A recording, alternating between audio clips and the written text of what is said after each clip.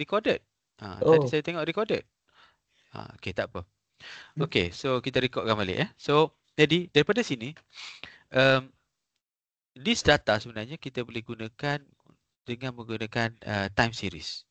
Okay, so daripada this one, kita pergi kepada this one, format time series. Okay, kan.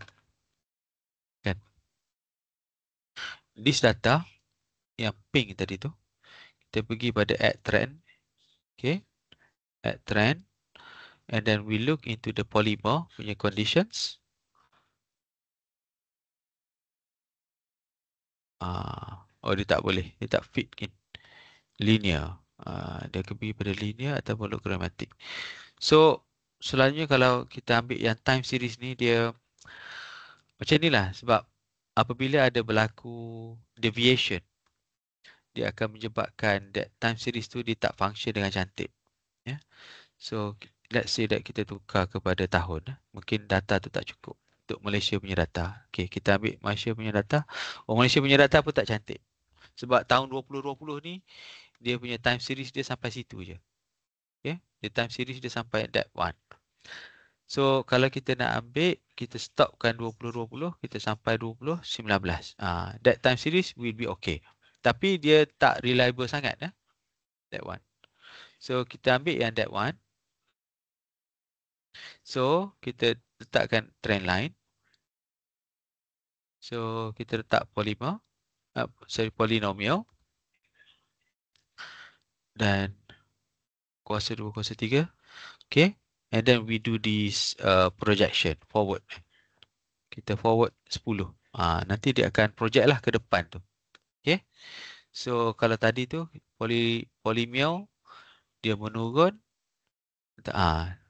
This is much look better ataupun kita gunakan linear. Kalau gunakan linear, dia nampak lagi cantik lah. So, with this one, okay, dia tak nampak sangat. Saya formatkan balik dia punya, customkan balik dia punya bentuk dia. Merah dah ada. Kuning dah ada. Saya guna color hijau. Color hijau. Dan bukan dot lah, kita gunakan straight line. Dia jadi macam tu lah. Okay. So, this is time series punya forecasting yang lebih simple. Tapi dia punya evaluation dia hanya berdasarkan kepada projection time. Okay. Time series saja. Dia gunakan linear time series. Ya. So, kalau kita ambil 10 tahun ataupun kita gunakan 11 tahun. So, 11 tahun dia capai ataupun bolehlah. Okay. So, dia sampai kat situ.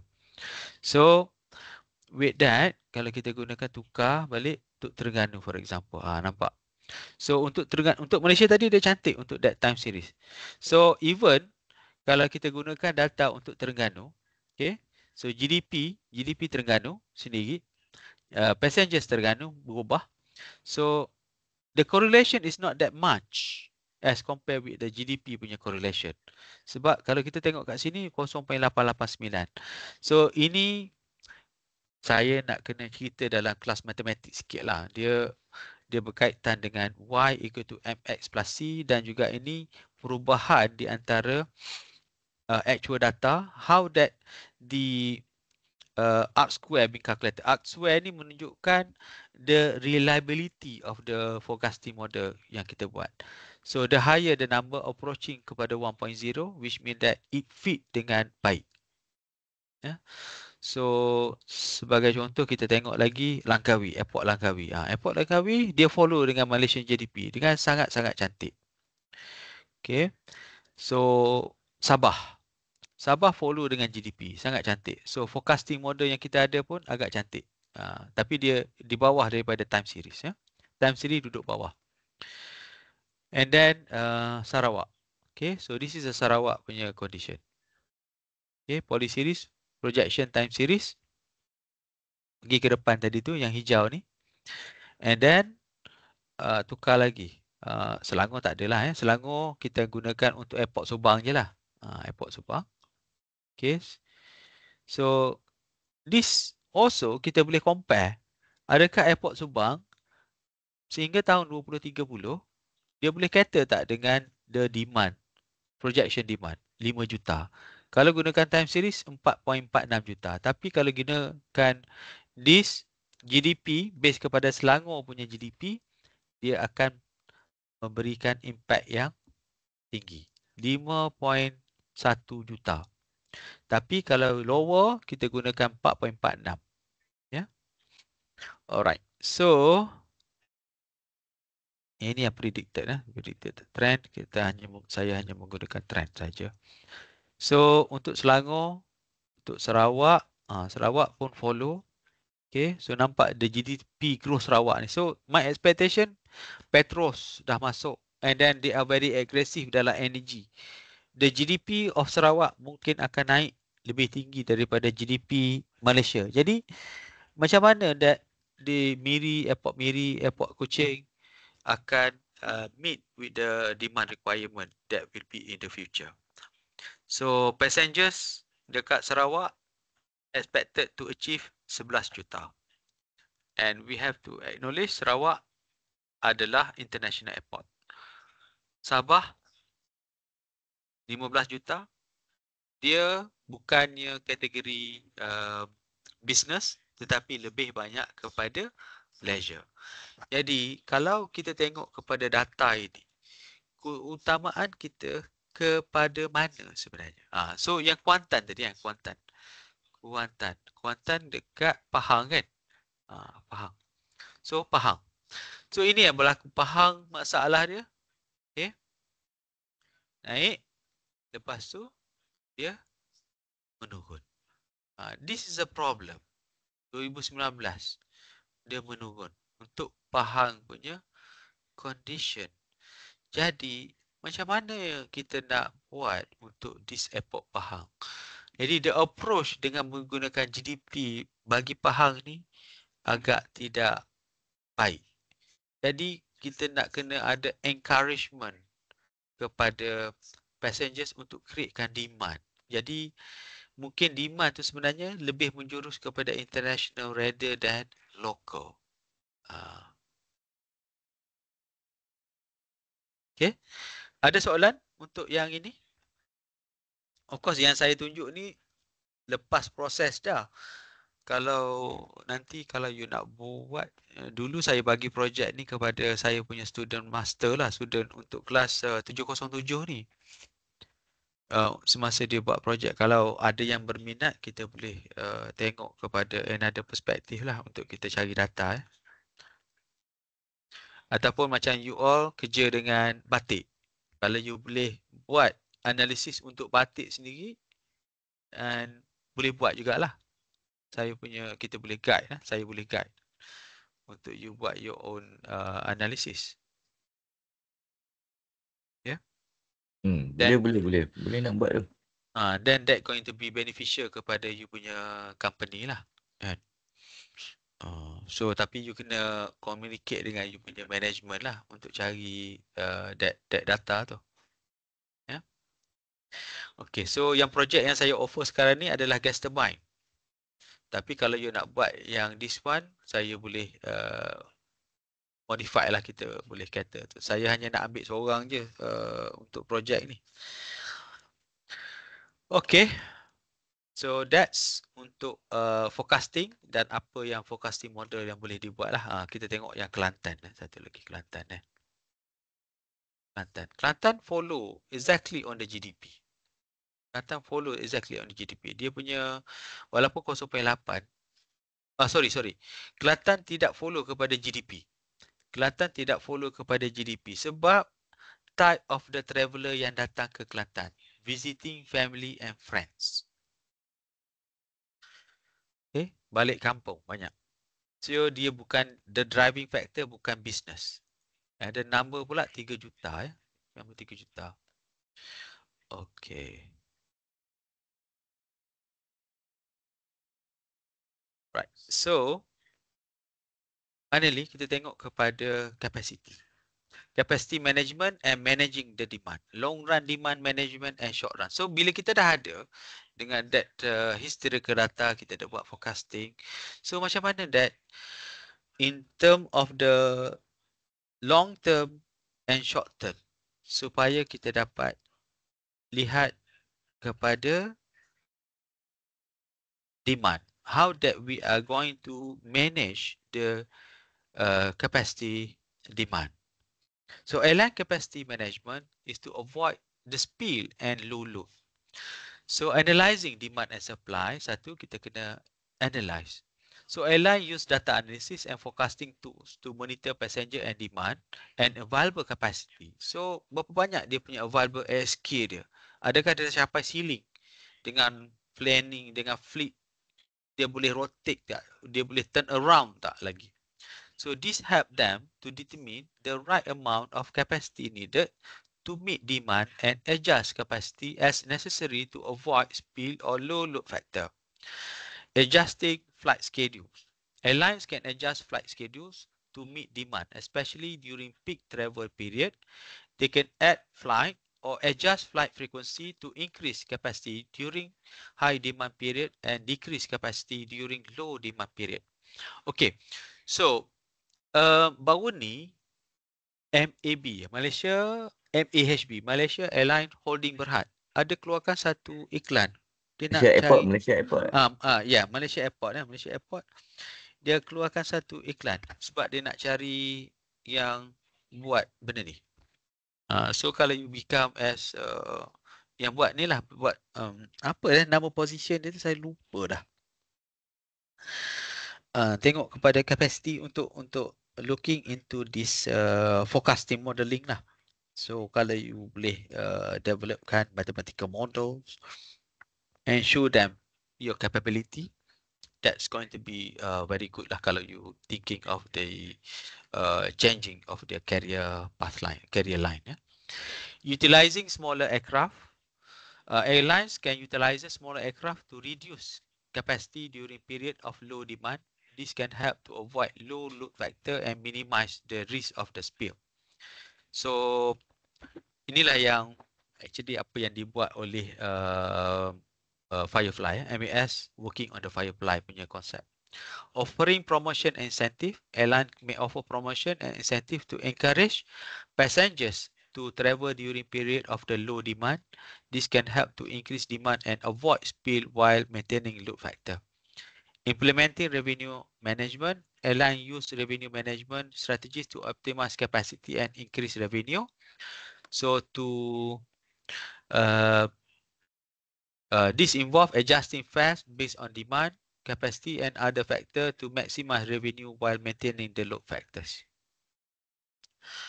So in terms of the long run demand management, long run demand management is a strategy to use in the air traffic management and to manage demand for air travel and over an extended period. So yang itu berlaku semasa seasonal, low peak seasonal.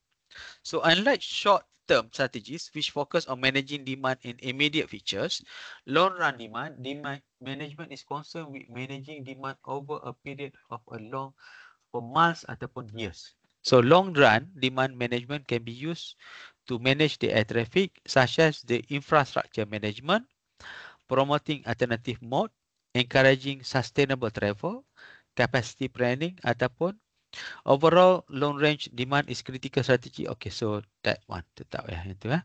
Short run demand management. Short run demand management is a strategy used in the air traffic management to manage demand in intermediate features. It involve various solutions that can help to address. So pertamanya dynamic pricing. So tadilah strategis yang kita tengok, implement revenue management. Ini berkaitan dengan dynamic pricing structure. Ataupun dia boleh buat overbooking. So masalah overbooking ni dia akan menyebabkan the image. You sampai you nak check in, tiba-tiba tak boleh check in. You punya nama dah dihantar kepada the next flight. So that is overbooking strategy. Flight cancellation and delays. So this flight cancellation commonly used to manage short-run demand in air traffic airline that can cancel or delay the flight to avoid congestion to ensure that the air traffic system operate efficiently. So dia tukar, dia susun atur balik. Ya. Kadang-kadang dia cancelkan that flight terus. So ini sentiasa berlaku, terutamanya kepada LFA. Schedule adjustment yang macam saya cerita tadilah. Ada 3 flight. dia rearrange balik dia punya passengers. Yang flight cancellation ni saya banyak kali kena lah sebenarnya. This flight cancellation. Batik pun saya kena, Asia pun saya kena. Batik tu saya kena Kap, dekat, ha, kapal batik tu, tak cukup sekarang, doktor. ha, Ha, saya kena dulu tahun 2022 masa dekat 2022. Indonesia. Masa Oh. dekat Indonesia. Masa tu saya duduk dekat Pekanbaru. Saya sampai dekat Pekanbaru. Sampai Pekanbaru, tiba-tiba dapat mesej. Alamak, flight tu dia bukan cancel, dia bawa kepada hari yang lain. Atau mampus. Saya flight sebab masa tu Pekanbaru dia tidak ada direct flight daripada Pekanbaru ke KLIA. So jadi apa yang berlaku? Daripada KLIA, daripada Pekanbaru, kita kena pergi ke Jakarta Hatta apa ni, Soekarno Hatta apa ni? Airport Jakarta tu, Soekarno Hatta Sukan mata. Soekarno Hatta, and then ambil flight AirAsia pula. Tukar, check out and then check in balik. So you imagine macam mana saya nak buat? Sebab flight tu dah cancel kan, bawa ke Oh. hari yang lain. So jadi saya kena cancelkan tiket tu yang dia tukar, beli tiket yang lain. Nasib baik tiket lain-lain ada. So beli yang lain supaya saya dapat balik pada saya punya schedule. So Biasa that's happen. dia akan bagi dua option lah. Ah, Jual balik refund tiket tak pun Ah, akan bagi naik flight yep. lain. Bagi Tapi flight lain time tu, ataupun kita doktor, refund. kita kapal kita sikit, doktor. Kita Tahun increase 2000, kapal ya, 2022. yes. Saya, 2022 saya rasa kita ada dalam hmm, 21 kot. Sekarang kita ada 52 lah. So ah, macam increase 2 tahun tu tinggi lah kita orang tinggilah sekarang. sebab dapat flight Hmm. yang baru, dapat kapal baru kan. Kapal Ah, daripada ni lah, parent company lah, Line Group. ya, daripada lain grup saya. Maknanya rental balik lah, rental dalaman lah kan, rental dalaman Rental dalaman. So patutnya cost macam tu tak adalah, operation ya, cost tak ada. ya, Hmm. macam apa yang MAS buat. So that is the current philosophy yang dibuat sekarang ni. It's a common. Dia tak own, dia rent saja supaya dia and then dia boleh movable. Dia boleh movable. Uh, okay. Schedule adjustment ini biasa berlaku. Alternative routing in case of extreme weather. So macam contohnya extreme weather ni bila ada ledakan gunung berapi ke. So ini biasa. Collaborative decision making which is CDM. This is a CDM yang mana apabila berlaku konflik. So this CDM will take a role. So collaborative decision making is a process that involve the air traffic controller, airline dan juga airport operator to work together to manage the short run demand. So sebagai contoh, hari tu berlaku 45 minute delay, 45 to 1 hour delay. So jadi macam mana that CDN ni boleh dibuat supaya dia dapat memendekkan the time of take off delay. Sebagai contoh. Okay, alright. So itu saja untuk penutup bagi traffic kita ni. Kita dah bincang, kita dah tengok distinguish between the demand and traffic. Kita juga dah tengok differentiation for the potential available market. Dan kita dah explain the demand for the function, schedule dan juga price elasticity. Macam mana the price elasticity boleh effect kepada the apa nama tu, the quantity of the quantity of the demand. Identify the drivers of the demand and its characteristic, how it can be modeled, forecasted and allocated across a schedule and a network, and then effort capacity management for the long run dan juga the short run. Okay, sebelum kita habis, any question ataupun anything that you would like to say sebelum kita tutup kita punya session pada hari ini? Ada apa-apa tak? Soalan? Pertamanya soalan. So far okay. Cuba okay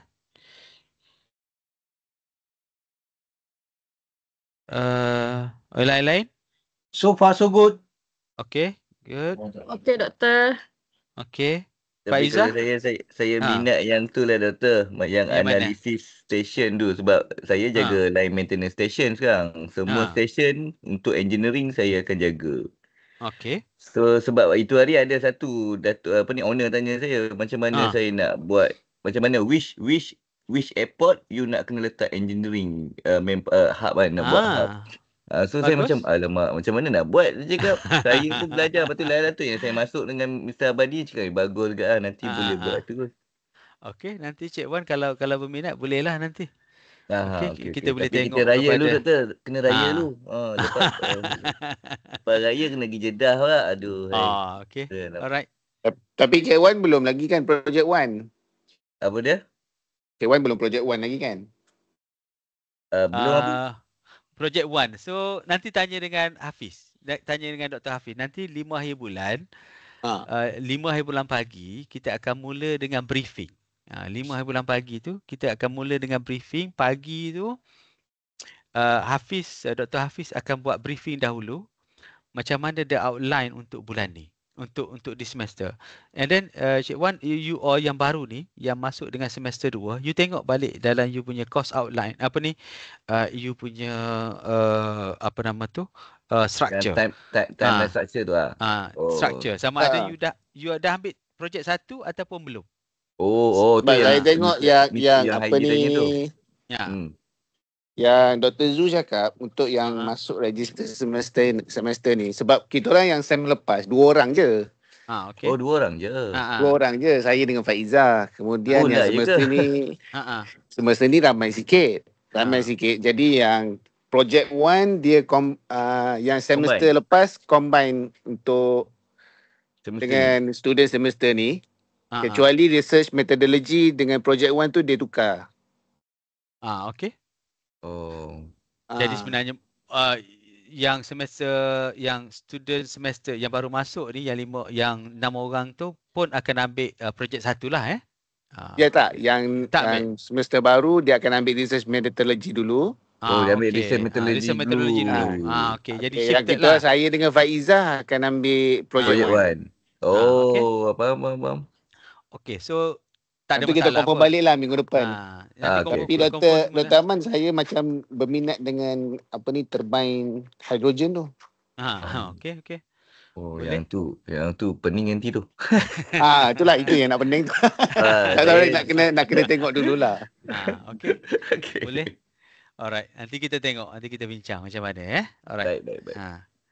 Okay, so any other question? Ada apa-apa lagi? Belum lagi doktor. Belum lagi. Balik dulu. Belum lagi. Okay, very good. Faizah pun, I hope Faizah boleh follow semua Okay. Yes, boleh. Okay. Cuma nak tanya doktor yang assignment tu, saya tengok ada dalam jadual kan. Minggu depan ada assignment, dan assignment group. Boleh ke doktor ceritakan sikit pasal assignment tu? Okay, so assignment tu nanti saya akan bagi dalam bentuk technical survey saja. Untuk the first one, untuk this saya akan bagi macam satu case study untuk you tengok. Sebagai contohnya sekarang ni kita tengok pada traffic. So jadi you dah buat dengan traffic.